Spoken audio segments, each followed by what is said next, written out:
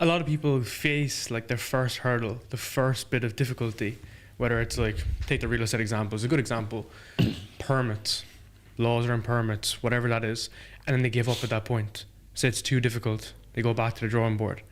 What would you be your advice when you start feeling the pain? And as Alex Hormozy said, it should be difficult. This is what hard feels like. So like, how do you continuously push through? Because you did it for fucking a long time. Right.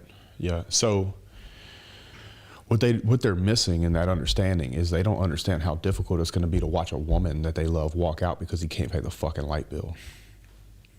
Which one's worse? Pick your problems. You're going to have them. You can tell the size of a man by the size of his problems.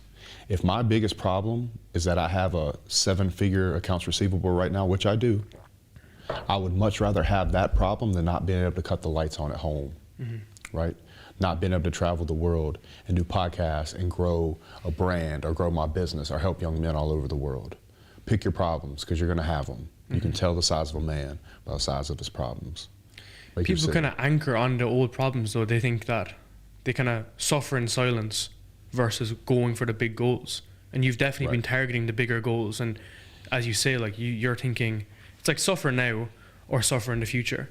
And you've always put in those hard yards. Right. What would be your advice for people that kind of struggle? Because a lot of people find it difficult to go from 0 to 1, which is what you've done really well and over again. Yeah, 1,000%. So it's about reframing it, right? Is it a problem or is it an opportunity? Every time something gets hard in one of my businesses, I think, my competition is suffering right now and they're probably gonna quit. And they do. I actually, this is funny actually, I've never said this online. Somebody I went to high school with has been texting a buddy of mine that I went to school with thinking that, hey, Justin found the cheat code. I think I'm gonna start a metal building company.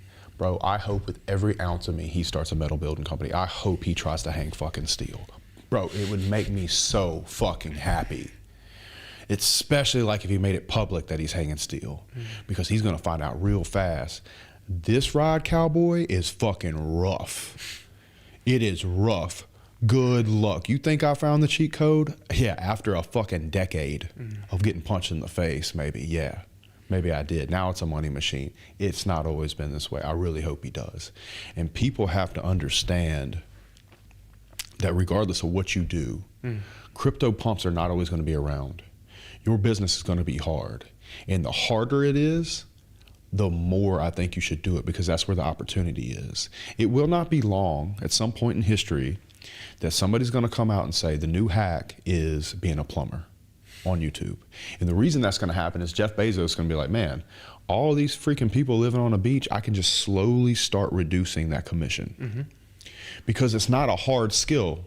And I'm not saying dropshipping's not hard. I'm just simply saying that if enough people can do it, and there's that easy of a barrier to entry, that it will at some point become inflated and not be as valuable as something like hanging steel or being a plumber or an electrician or doing something that actually has real genuine hard substance and competence that takes real pain to go through.